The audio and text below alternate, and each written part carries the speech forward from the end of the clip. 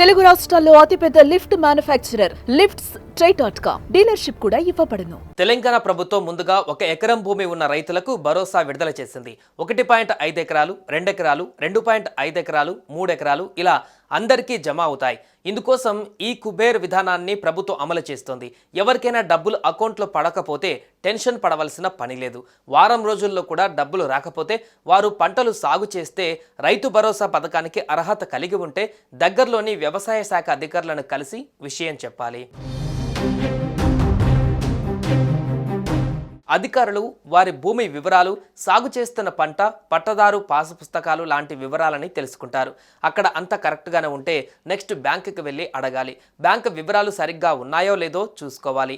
IFSC code సరిగ్గా ఇచ్చారో లేదో చూసుకోవాలి. బ్యాంక్ అకౌంట్ యాక్టివ్గా ఉందో లేదో కూడా చూడాలి. ఏవైనా సమస్యలు ఉంటే సరిచేసుకొని డాక్యుమెంట్స్ని AEOకి ఇవ్వాలి. ఇందుకు జనవరి నెలాఖరు వరకు టైం ఉంది.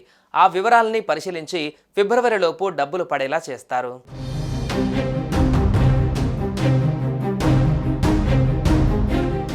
ఈ వీక్ అంతా రైతుల అకౌంట్లలో రైతు భరోసా డబ్బులు జమ అవుతూనే ఉంటాయి. బ్యాంకు అధికారులు ఉదయం 10 నుంచి మధ్యాహ్నం 2 గంటల వరకు అకౌంట్లో రైతు భరోసా డబ్బులు వేసే పనిలో ఉంటారు. ఆ టైంలో అకౌంట్లలో డబ్బులు జమ చేస్తారు. మధ్యాహ్నం 2 తర్వాత చెక్స్ క్లియరెన్స్, అకౌంట్ల వెరిఫికేషన్, డీడీల క్లియరెన్స్ వంటి పనులు వారికి ఉంటాయి. అందువల్ల ప్రతిరోజు 10 నుంచి 2 మధ్య లబ్ధిదారుల అకౌంట్లోకి మనీ వస్తూ ఉంటాయి. ఇక ఆ సమయంలో రైతుల మొబైళ్లకు మనీ జమ అయినట్లు చెప్పే మెసేజ్లు కూడా వస్తాయి. గత ప్రభుత్వం ఎకరాల వారీగా రైతు బంధు ఇచ్చేది. అంటే గ్రామంలో ముందుగా ఎక్కువ ఎకరాల పొలం ఉన్న వారికి రైతు బంధు మనీ వచ్చేది.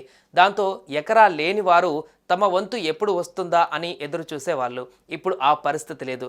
గ్రామంలో ఉన్న రైతులందరికీ ఒకేసారి రైతు భరోసా డబ్బులు అకౌంట్లో పడుతున్నాయి. ఎవరికైనా మిస్ అయితే ఈ వారంలో జమ అవుతాయి.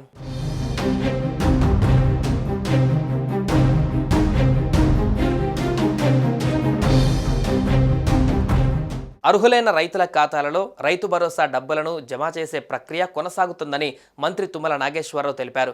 సాగు చేస్తున్న ప్రతి ఎకరాకి 6,000 చొప్పున అర్హులైన ప్రతి రైతుకు రైతు భరోసా పథకాన్ని వర్తింపజేస్తామన్నారు. రైతు భరోసా పథకం నిధులు జిల్లాలో ప్రతి మండలానికి ఒక్కో గ్రామం చొప్పున మొదట విడుదల చేయడం జరిగిందని మంత్రి వెల్లడించారు.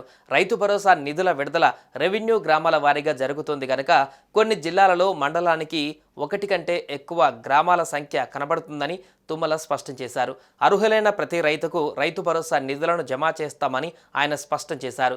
సాగు యోగ్యం కాని భూముల గుర్తింపు సర్వే కొనసాగుతుందని ఆయన వివరించారు. మార్చి 31 లోపు లబ్ధిదారులందరికీ నిధుల జమ పూర్తి చేస్తామని తెలిపారు. మరోవైపు ఈ పథకాల అమలు తీరుపైన సీఎం రేవంత్ రెడ్డి ఇవాళ సమీక్ష నిర్వహించనున్నారు. మార్చి 31 వరకు పథకాలకు సంబంధించిన కార్యక్రమాలు కొనసాగుతుందని ప్రకటించిన సీఎం రేవంత్ అర్హులైన వారందరికీ ప్రభుత్వ పథకాలు అందిస్తామని తెలిపారు. ఈ క్రమంలో పథకాల అమలు జరుగుతున్న తీరుపైన సమీక్ష నిర్వహించి అధికారులకు సలహాలు సూచనలు ఇవ్వనున్నారు.